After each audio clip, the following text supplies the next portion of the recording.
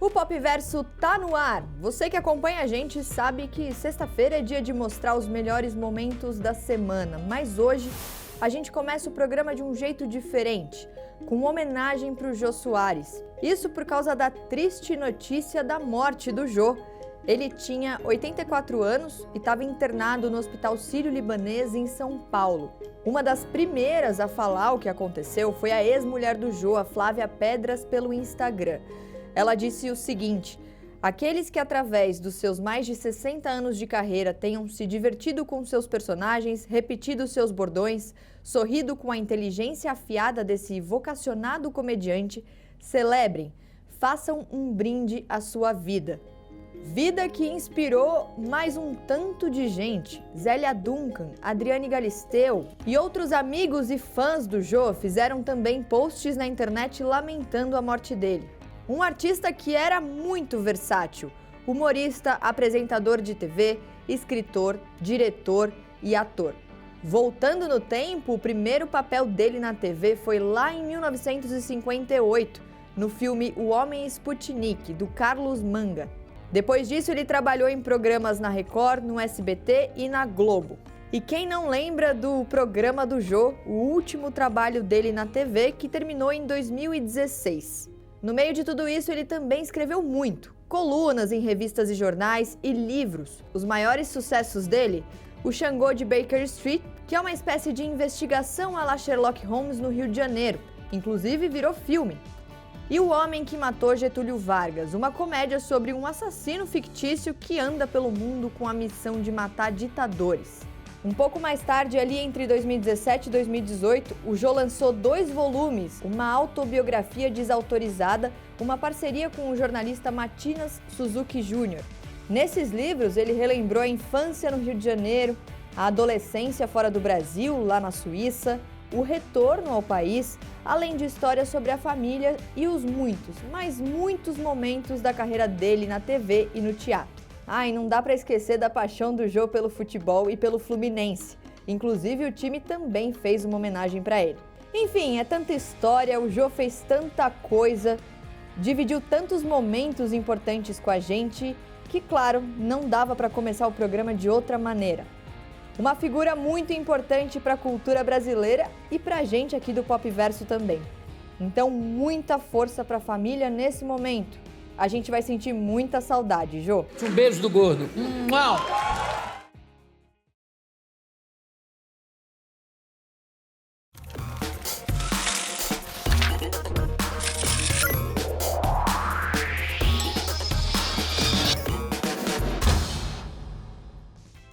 Sexta-feira geralmente é o dia que a gente reúne aqui os destaques da semana. Então, entrevistas que aconteceram aqui no estúdio, discussões importantes, mas a gente também traz conteúdo inédito, porque essa semana a gente recebeu a GK, influenciadora Jéssica Caiani, e aí o que a gente perguntou pra ela? Isso ou aquilo? Monta sua farofa aí, GK, vamos ver. Jéssica Caiani, GK, agora montando o cardápio da farofa. O cardápio, digamos assim, não só de comida. O kit farofa, você vai agora participar do quadro Isso ou Aquilo, pensando na farofa. Tá. Sempre pensando na farofa. Tá. Open de sushi ou open de pastel? Pastel. O público é mais do pastel? Não é que o público é mais do pastel. O sushi também rola. Mas é porque é ali, naquela loucura ali, entendeu? Pastelzinho aqui, negócio ali, pastel. Vamos de pastel. Pool party Bem gosto de pastel. ou balada disco? Pool party, que é calor. Pool party. Pra dar uma acalmada Não, vamos dar um pulinho ali na piscina. Tem um fogo, né? Tem uma coisa, tem aquele fogo, né? Aí a gente dá um mergulho ali na piscina, já passa, já... Ai, enfim, já é uma loucura essa farofa. Playlist pop ou playlist pagode anos 90? Eita! Minha playlist é muito diversa pra eu escolher, meu Deus do céu. Ai, meu Deus, não sei. Vamos colocar um horário aqui, 3 da manhã. Pop ou pagode anos 90? Pop, 5 pagode. Tá bom. Pronto. Já fizemos Decidi, aqui gente. o Decidi, deu tudo cronograma. certo, graças a Deus. Festa do pijama ou festa fantasia? Festa fantasia. Qual fantasia você usaria esse ano? Tentei. Um spoiler. Só uma diquinha, assim. Uma dica. Ah, ia assustar muita gente. Chopeira ou bar de drinks? Drinks. Qual drink você mais gosta?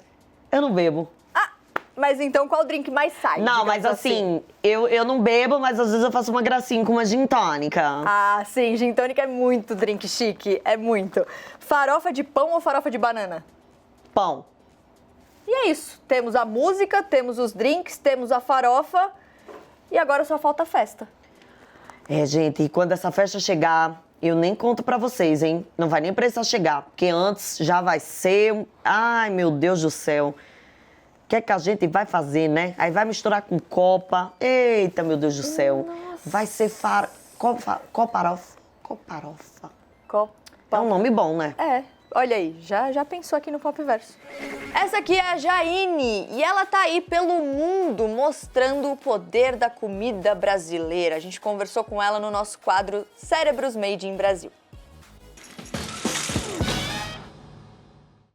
Jaine, para começar, você é advogada por formação, mas você foi se aventurar no mundo da cozinha por quê? Porque eu sempre fui apaixonada por comer, por fazerem as pessoas entenderem o valor que a comida tem e como pode ser divertido, na verdade. E você é apaixonada por uma pessoa em específico, que é a Julia Child. Só que me diz uma coisa, você brasileira, aqui no Brasil, a gente tem muitas referências de pessoas que cozinharam na TV e pessoas que vieram depois, né? Porque ela, de fato, foi a pessoa que abriu essa área, digamos assim, na televisão. Ela é um fenômeno. Cresci assistindo Ana Maria Braga, Palmirinha, sabe? A minha mãe sentava à tarde para anotar as receitas e eu assistia com ela. Então, eu sempre tive essa... Era a nossa rotina assistir programa de culinária, até porque não tinha livro naquela época na internet. E aí, numa ocasião, eu vi a Julia Child na TV e eu era uma criança muito diferente das outras crianças de onde eu morava, porque eu cresci numa vilinha remota em Rondônia, na fronteira com a Bolívia, e eu era muito alta. E aí eu sofria bullying na escola, não tinha, sabe, aquela coisa de se identificar, e a Julia Child era uma pessoa que não se encaixava nos padrões do que eu via na televisão. E ela era super alta, ela tinha uma voz estranha, ela tinha um jeito diferente. E aí eu gostei dela de cara, porque como se eu pudesse ter uma chance, sabe, de ver alguém que parecesse comigo ali de alguma forma. E, eventualmente, eu decidi que eu queria seguir os passos da Júlia, né? E eu queria vir para cá para estudar na escola que ela fundou aqui nos Estados Unidos, que é a Boston University, o programa de gastronomia na Boston University. Você largou tudo e foi. Eu fiz direito, porque meus pais não concordaram na época que eu virasse chefe de cozinha, porque não tinha muita perspectiva de onde eu estava, sabe? De ter uma carreira de sucesso. E aí eu entrei para a faculdade de Direito, eu ia muito bem e tal, mas nesse tempo eu, infelizmente, perdi meu pai num acidente e as coisas mudaram, sabe? A perspectiva mudou e eu falei assim, a vida é muito curta para não estar fazendo o que eu quero de fato, sabe? Me entregar de fato a essa paixão. Welcome to Julia Child's Kitchen. Você foi de chegar aí, sem saber falar inglês, para vencedora de um reality show que leva o nome da Julia. O que você fez? Menina, eu fiz brigadeiro, eu fiz arroz e feijão, eu fiz caldo de peixe.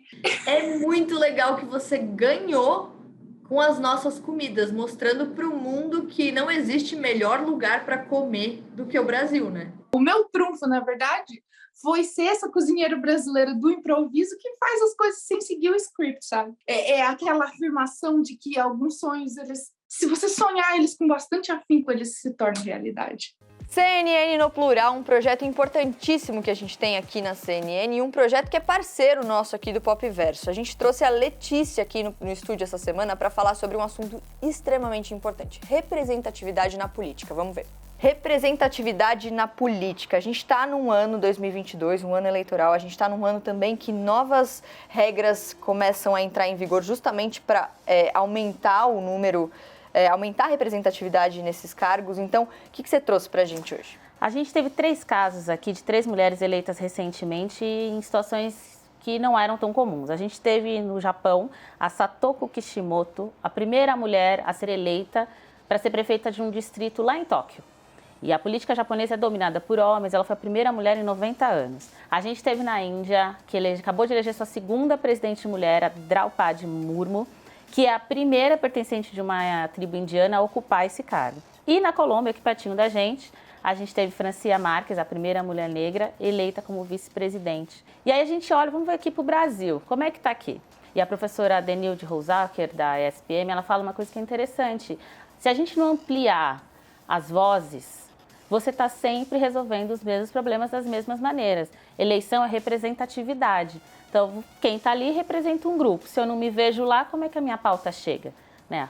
Vamos ver, a sociedade brasileira é diversa. Mais da metade é negra e mais da metade é mulher. Só que aí, se a gente olhar 2018, por exemplo, as últimas eleições para presidente, dos candidatos, 68,4% eram homens e só 31,6% eram mulheres. Se você falar de brancos e negros, quem se reconhece enquanto negro, só 10,86%.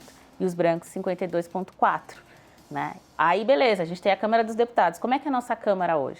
Maioria masculina, maioria branca, um número pequeno de mulheres, só 15%. Negros, né, pretos e pardos, mas vamos falar quem se reconhece enquanto preto, só 4,09%. E aí você tem, por exemplo, sei lá, decisões sobre aborto, decisões sobre pobreza menstrual, decisões sobre questões femininas sendo tomadas por homens que não fazem ideia do que isso significa, decisões sobre a comunidade LGBTQIA+, sendo tomadas por homens hétero. Então, esse é o impacto dessa representatividade, é justamente você poder se sentir representado e saber que o seu interesse está sendo atendido, né? Exatamente, só que nada funciona só por amor, né? Às vezes tem que ser pela dor. Nas eleições desse ano, a gente está com 2 novas normas que justamente querem aumentar essa representatividade. Uma delas é uma emenda nacional que quer garantir a aplicação de 30% do fundão, que, para quem não sabe, que é o Fundo Especial de Financiamento de Campanha, que é um fundo justamente para destinar grana nas campanhas eleitorais. 30% desse fundo e das cotas de TV e rádio tem que ser para candidaturas femininas, por exemplo. E em 2020, nas eleições municipais, o Tribunal Superior Eleitoral também definiu que a distribuição dos recursos tem que ser proporcional para os candidatos negros que o partido tiver. E quando você tiver candidatas, 50% tem que ir para mulher branca e 50% para mulheres negras. Fora isso, existe uma movimentação da questão LGBTQIA+, né? Tem hoje uma chamada Aliança LGBTQIA+, que criou uma iniciativa chamada Vote com Orgulho. E aí uma coisa bem interessante, só em 1 mês e meio dessa campanha toda, eles aumentaram em 76% o número de candidaturas LGBTs. Então, tem gente fazendo, olhando para isso, para que as coisas tentem mudar um pouquinho, né, Mar?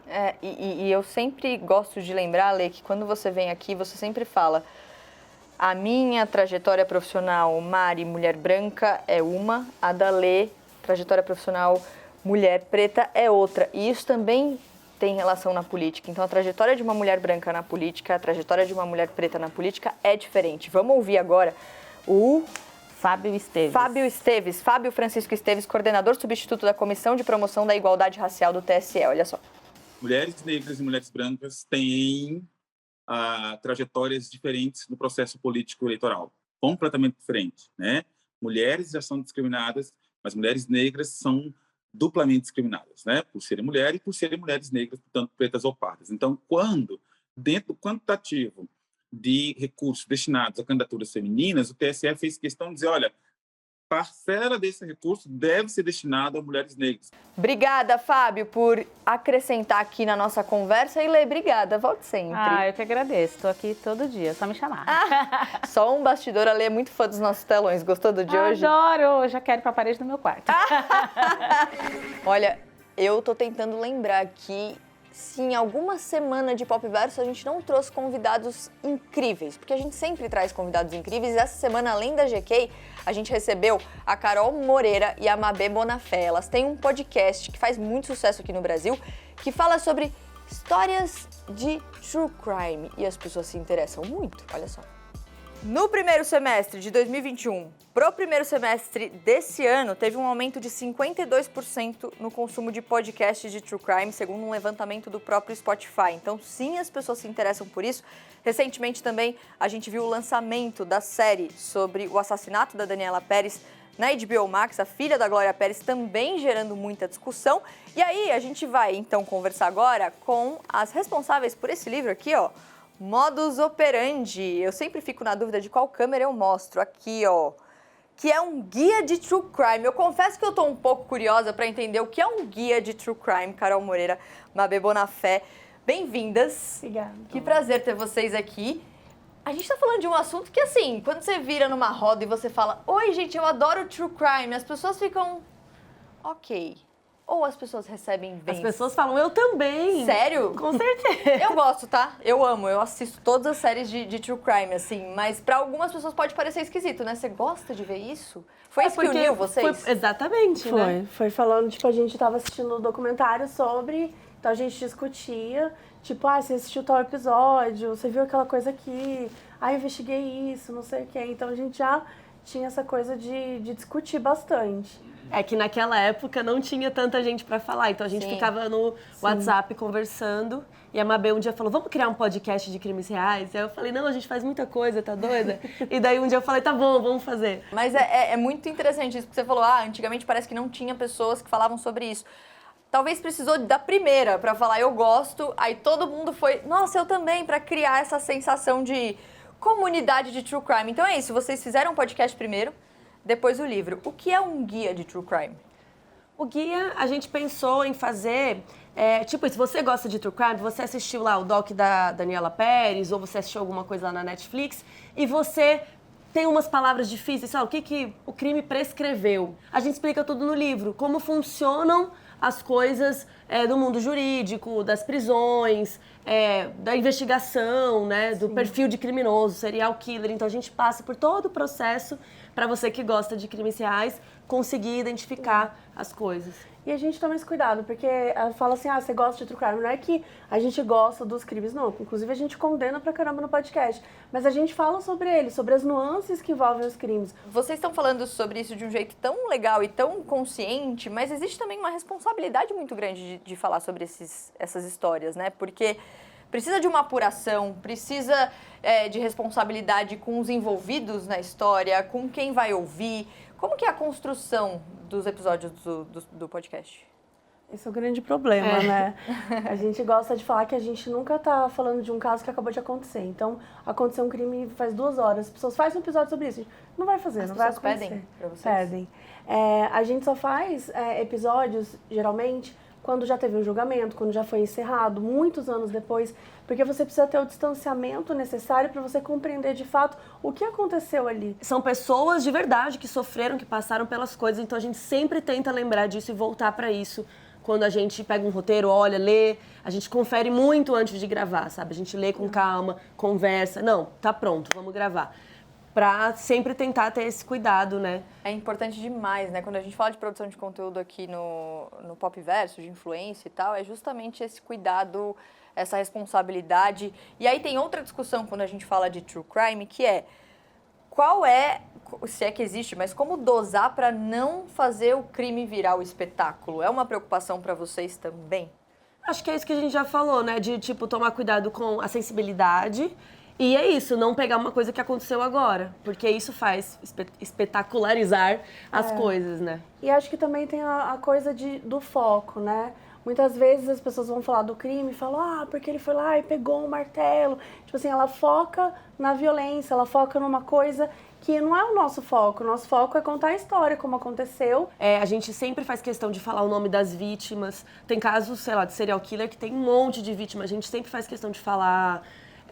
Pra não acontecer isso, né? A gente não tá apagando as vítimas e tá focando só naquela pessoa. Eu imagino quando vocês lá atrás, há 2 anos, decidiram criar esse podcast, porque vocês tiveram que parar para conversar sobre tudo isso. Porque era um desafio muito grande e era ambicioso, mas ao mesmo tempo é uma coragem muito grande falar sobre isso, porque é sensível para muita gente. E aí hoje a gente está falando do Modus Operandi, o 2º podcast de True Crime mais ouvido no Brasil, 2 anos depois. Ou seja, deu muito certo. Não, a gente era o primeiro. A mulher da casa abandonada acabou com nós. Eu vou, gente. O Chico é nosso amigo. Sim, o Chico inclusive veio aqui também. Ou seja, o brasileiro adora um true crime, o brasileiro adora falar sobre isso. E aí minha pergunta é, Quais histórias vocês ainda querem contar? Quais são os destaques? Dá pra dar algum spoiler pra gente do que vem por aí? Cara, tem muita história, a parte triste é essa, né? Que ainda tem muita história. As pessoas falam, vai acabar um dia. Se a gente quiser, a gente pode fazer pra sempre. Porque, infelizmente, é o que mais tem. A gente vai fazer um documentário que saiu na Netflix, que é A Garota da Foto. Verdade. Que, nossa, é muito surpreendente a história. E a gente vai fazer esse episódio também. Aí quando é assim, a gente pega o documentário, assiste e procura mais informações além do documentário pra cruzar a informação, pra ver se tem alguma coisa a mais, né? E aí a gente vai fazer, esse é o próximo, que a gente vai gravar, acho que hoje ainda. Um trabalho imenso de bastidor aqui pra você que não sabe como funciona a gravação de um podcast. Existe pesquisa, existe roteiro, existe muita coisa. É muito importante quando a gente fala sobre isso, porque a galera às vezes ouve e fala, sentou lá e saiu falando. Nossa. Não é assim não. E aí eu queria até encerrar indicando Only Murders in the Building, que é uma série sobre um trio que gosta de true crime e faz um podcast sobre isso. É maravilhoso, tem a Selena Gomez. É demais, vocês já, óbvio, né? Eu já assisti, é maravilhoso. Meninas, obrigada, muito sucesso. Obrigada. Aí, ó, o primeiro lugar de volta, vamos lá, do podcast mais ouvido. Desculpa, Chico, a gente te ama também, não quero entrar nessa briga não, mas obrigada, voltem sempre, parabéns pelo trabalho. Obrigada. Antes de encerrar o programa, a gente tem mais uma notícia, na verdade, mais uma tendência de moda, digamos assim. A Balenciaga lançou uma bolsa que parece um saco de lixo, a Trash Pouch. Foi lançada pela Balenciaga e agora está na moda R$9.000, mais ou menos, ali, a gente está falando. Só que aqui no Popverso, o que acontece? Como a gente não vai ter essa grana para gastar na bolsa, o Serginho improvisou. E ele fez o quê? Ele veio com a bolsa dele, porque é isso, a gente produz. A gente produz, é a mesma coisa. Ele faz a bolsa dele. Ele faz a bolsa dele, minha gente, eu gosto aqui, assim. Essa daqui é uma dica para você que não tem mais ou menos R$9.000 aí para gastar na bolsa da Balenciaga, que foi lançado oficialmente agora. Fica aqui essa dica. Dá pra improvisar, né? Dá pra improvisar, você pode trazer até uma bolsa dentro da bolsa aqui, ó. O Serginho é o nosso setorista de bolsas, né? Porque ele já apareceu aqui para falar sobre essas bolsas pochete. exóticas. Alguns sacos de lixo, inclusive, tem a alcinha, né? Que já pode até simular aquela alcinha. Exato. Agora me explica, de fato é uma tendência essa bolsa?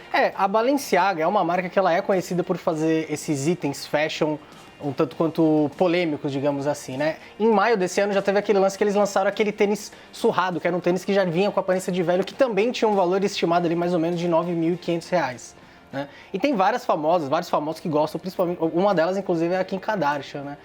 Ela não perde a chance de causar, ela sempre tá ali na conversa. E assim, o diretor criativo da marca, da Balenciaga, ele falou que a intenção é meio que causar mesmo, ele disse ele falou que por que não? Meio que a ideia era, por que não fazer uma bolsa de saco de lixo, sabe? Vamos fazer a bolsa de saco de lixo mais cara do mundo aí, porque, ele disse, as palavras dele, quem não gosta de um escândalo fashion? Ela foi lançada... A conversa realmente funciona, né? Porque, olha, a gente tá falando sobre isso agora. Exato, e se fala isso, né? Cria um hype. Essa bolsa, ela foi divulgada em março desse ano, na coleção de inverno da Balenciaga, na Semana de Moda de Paris. Só que daí ela foi divulgada nessa época, agora ela tá chegando às lojas. Por isso que foi requintado, digamos assim, né? Essa polêmica, por isso que voltaram a falar sobre isso. É isso então. Serginho, obrigada. Continue investigando o mundo das bolsas. Pode deixar, setorista de bolsas. Nosso repórter investigativo de bolsas aqui no Popverso. É isso então, obrigada a todo mundo que ficou aí acompanhando com a gente o Popverso, não só hoje, durante a semana. Segunda-feira a gente tá de volta com muito mais. Bom final de semana, gente. Um beijo.